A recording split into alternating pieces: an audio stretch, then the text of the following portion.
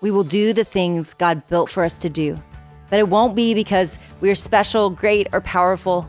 You will do great things because God is moving on this earth to accomplish his purposes for his glory. And in my weakness, he looks good. In my usual, normal, averageness, he gets credit. I wrote these words 10 years ago, over 10 years ago now, and I still feel them completely. I still feel like average, normal, usual stuff has turned into eternal, unbelievable, beautiful works that he could have only done. And he gets all the credit. And I don't just mean the big things that you all know about or might have seen. I mean my kiddos. I mean my friendships. I mean the people I've discipled in the last few years that you don't know their names. I mean the everyday little steps of faithfulness that are the best parts of my life. I want you to just think about for a second that there is no mundane thing. That if we are immortal creatures on this earth that will go on forever, then there is no mundane, small act that all of it matters. One of the reviews, if you go to Amazon and look at it's a negative review, is this feels like it doesn't count the mundane. It's not talking about the everyday acts of a faithfulness, which is not true at all. In fact, it makes me angry because I'm like, you definitely didn't read the book because the last chapter is even called The End of Mundane. Like mundane is the thing. That's where we're going to live this out. It's in our people, with our people in our places. That's where all this activity happens. It's in the mundane. I'm so sorry if in any way in the first chapter or first words that they thought this was about doing big things for God. This is about taking the everyday parts of our lives and trusting him with him and watching God do big things through us, with our neighbors, with our carpool, with our classroom, with our friends in our dorm. That's the vision for the book, y'all, just in case you get confused. And if God wants to do bigger things through it, he will. Just like Joseph. Joseph didn't plan to save the world. He just so happened to show up and use his gifts and love people and do the things that God put in front of him to do. And then that came later. But I want y'all to leave this so sure that the small things matter. So sure that there is a story going on that you are part of in your little town or your big city, in your little house or apartment or dorm room or in your workplace or at your breakfast table. I want you to know without a shadow of doubt that these moments that God planned them and is using them. We are souls undone and rebuilt by the Spirit of God. As God surveys the earth, he sees light and darkness, and he sees his light, his Spirit, wandering through neighborhoods, offices, schools, Walmarts, Chick-fil-A playgrounds, and eating breadsticks at Olive Gardens.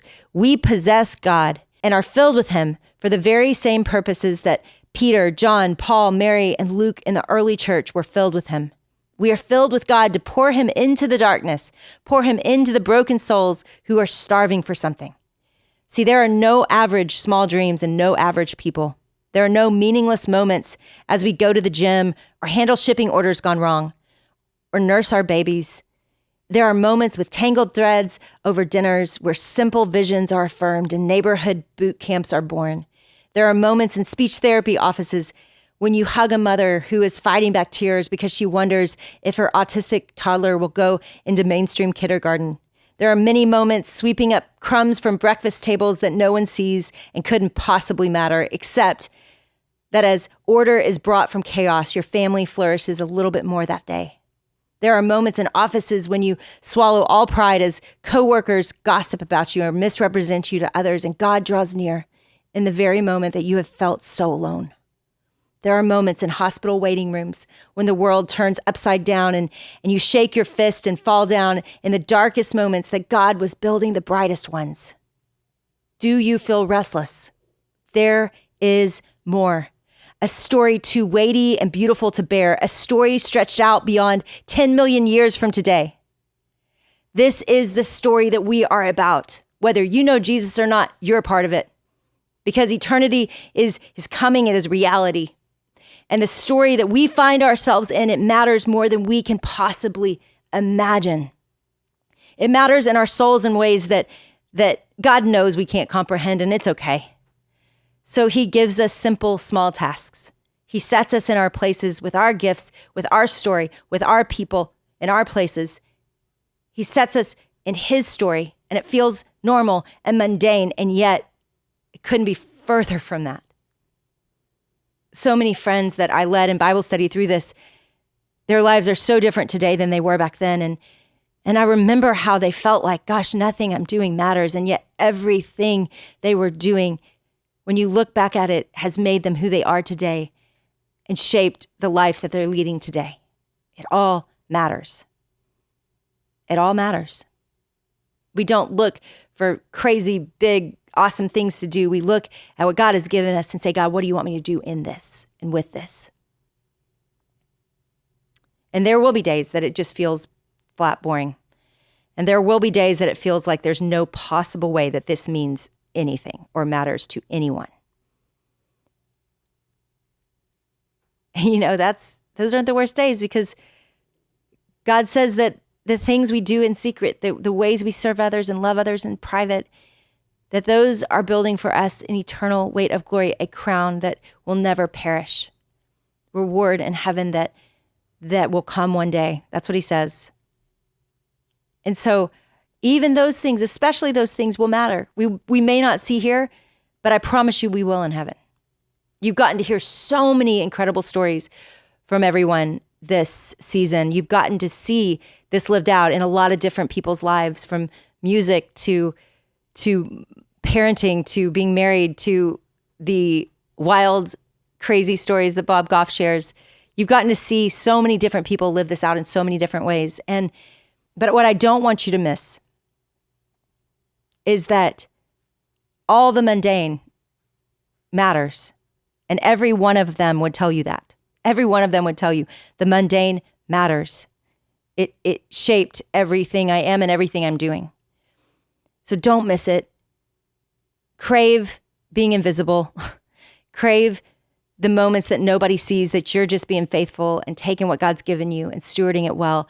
Crave those moments, because those moments will be the moments that you receive the greatest reward for in heaven. Hebrews 10:37-38 says, in just a little while, he who is coming will come and will not delay, but my righteous one will live by faith. And I take no pleasure in the one who shrinks back. Guys, let's not be people that shrink back. He's given you a story to be a part of. Let's live in that story with faith, not perfectly. In fact, you look at all the people that were praised right after these verses. He goes through a litany of faith, of people of faith and how they lived. And I'm telling you, the litany is of people actually made tons of mistakes, but they lived by faith. And that's what I am calling you to do in this, that we don't come up with these stories on our own, that we live out the stories that God has called us to in faith. So maybe you need faith for the mundane. Maybe you need faith for the season of diapers that you're in, of changing diapers and feeling like, golly, I nobody sees me and none of this matters. Or maybe you need faith for the season of infertility. Or maybe you're a young adult and you feel like, I'm in a workplace and I am so over it and I don't want to be here anymore. Whatever season you find yourself, in just a little while, he's coming. And I want your story to be full of faith and us not to shrink back in the places he set us, to live the fullness of the story that he wrote for you, all the good works that he prepared in advance for you to do, that you would do them. Now, that's not pressure, because he likes you, he loves you, he delights in you. It's more like you don't want to miss it. You don't want to miss it. Here's the thing. If you don't know what to do next, go do something. Just go do something. Take one step of obedience that feels risky, whatever God brings to mind, and just say, God, give me something. Just give me one step of faith, one step of obedience. In the book, there's a page that says, what am I moving toward and what am I leaving behind? And I would challenge you to answer those two questions. What am I moving toward and what am I leaving behind? And whatever that moving toward thing is, and I would make it really, really specific. Put some people's names or put a dream that you've had in these few weeks together. Put something really specific. And I want you to take that step today. In fact, don't wait. Make that phone call today. Go on that lunch date today. Like reach out right now to somebody and take one step of faith today, because tomorrow you'll move on. Tomorrow you'll forget. Tomorrow something else will get your attention. But you have no idea how when you obey in that small little act of obedience that feels like no big deal, how that domino falls into another domino and falls into another domino and so on and so forth. Don't miss it.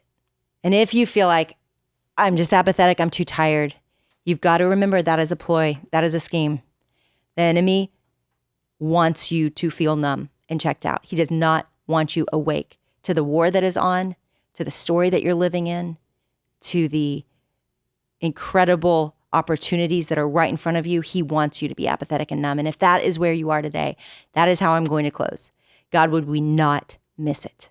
Help us lift our eyes to the eternal story that's in the room right now with us, that is in the relationships that surround us. God, it is happening and we don't want to miss it. So God, light the little spark of a fire in our souls to remember that we are part of something bigger than the now, bigger than building success with our careers or building comfort in our homes. We're about something that will go on forever if we choose to be. And so God, help us not miss it. Thanks for watching. I hope you enjoyed, and there's a ton more content for you. So go down below and you can subscribe to my channel, and we post about twice a week. So come on, come hang out with us.